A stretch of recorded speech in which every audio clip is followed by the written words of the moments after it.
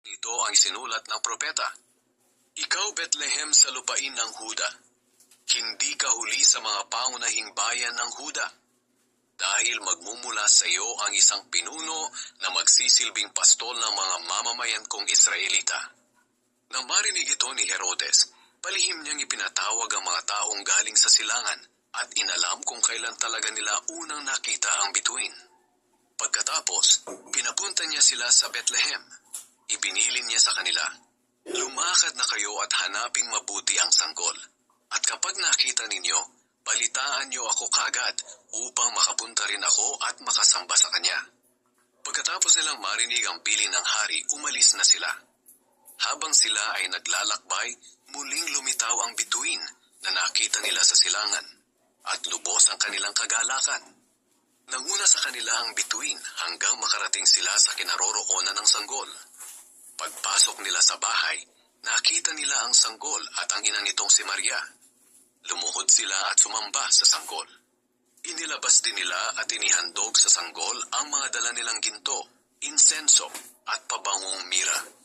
Nang pauwi na sila, binalaan sila ng Diyos sa pamamagitan ng isang panaginip na huwag nang bumalik kay Herodes. Kaya nag-iba na sila ng daan pauwi. Ang pagtakas patungo sa Ehipto. Nang makaalis na ang mga taong galing sa silangan, nagpakita kay Jose sa panaginip ang isang anghel ng Panginoon. Sinabi ng anghel sa kanya, bumangon ka't dalhin ang bata at ang kanyang ina sa Ehipto. Doon muna kayo hanggat hindi ko sinasabing bumalik kayo, dahil hinahanap ni Herodes ang sanggol para patayin. Kaya ng gabi ring iyon, umalis papuntang Ehipto si Jose, kasama ang bata at ang ina nitong si Maria, at nanatili sila roon hanggang sa mamatay si Herodes. Sa gayon natupad ang sinabi ng Panginoon sa pamamagitan ng propeta, tinawag ko mula sa Ehipto ang aking anak. Ipinapatay ni Herodes ang mga batang lalaki. Galit na galit si Herodes nang malaman niyang nilinlang siya ng mga taong galing sa silangan.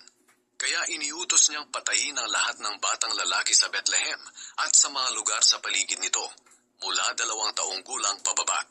Sapagkat ayon sa nalaman niya sa mga taong galing sa silangan, 2 taon na ang nakalipas mula nang una nilang makita ang bituin. Sa ginawang kalupitan ni Herodes, natupad ang sinabi ni Propeta Jeremias.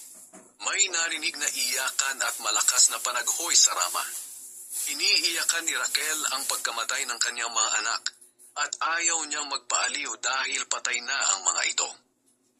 Ang pagbabalik mula sa Ehipto. Nang mamatay na si Herodes, ang anghel ng Panginoon ay muling nagpakita sa panaginip ni Jose doon sa Ehipto at sinabi nito sa kanya, bumangon ka't iuwi na ang bata at ang kanyang ina sa bayan ng Israel, dahil patay na ang mga nagtatangka sa buhay ng bata. Kaya bumangon si Jose at dinala ang mag-ina pauwi sa Israel. Pero nang malaman ni Jose na si Archelaus ang nag-ahari sa Judea kapalit ng ama nitong si Herodes, natakot siyang pumunta roon. Binalaan siyang muli ng Diyos sa pamamagitan ng panaginip, kaya tumuloy siya sa lalawigan ng Galilea at nanirahan sila sa bayan ng Nazaret. Kaya natupad ang sinabi ng mga propeta na tatawagin ang Kristo na Nazareno. Ikatlong kabanata. Ang pangangaral ni Juan na tagapagbautismo.